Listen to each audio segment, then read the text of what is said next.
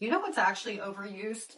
Invalidating other people's feelings. Deciding arbitrarily that the word triggered is an overused word. I think it's been underused for far too long. For far too long, we have walked around thinking there's something wrong with us, not understanding that trauma lives in our bodies. And there are certain things that happen that trigger our, not just emotions, but trigger our reactions. And those reactions oftentimes go far beyond the moment. For example, well, let me just give a little context here, because context also matters. If I didn't recognize that I was fawning and freezing, I don't know that I would have actually extricated myself from that date.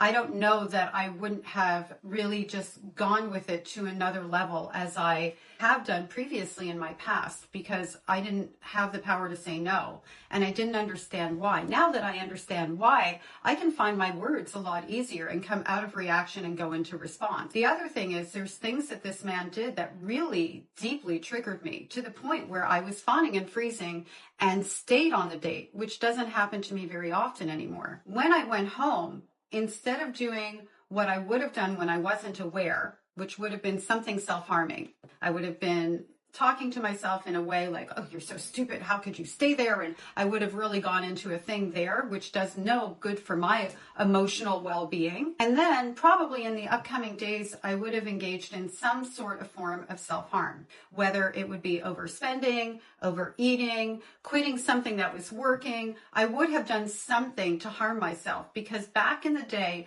when I wasn't aware of when I was being triggered, I would go on autopilot. And now that I have this language and identification, I don't do that anymore.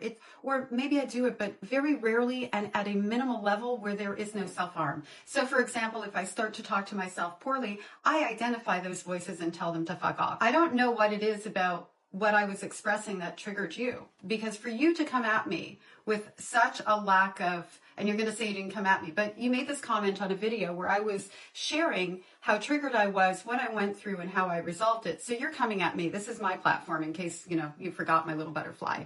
The fact that you came at me tells me that there was something in my sharing that you were uncomfortable with. And I was sharing to help others, which is what my page is all about. If you don't like my content, that's perfectly fine. And if you don't agree with it, you can be constructive and you don't have to agree with it.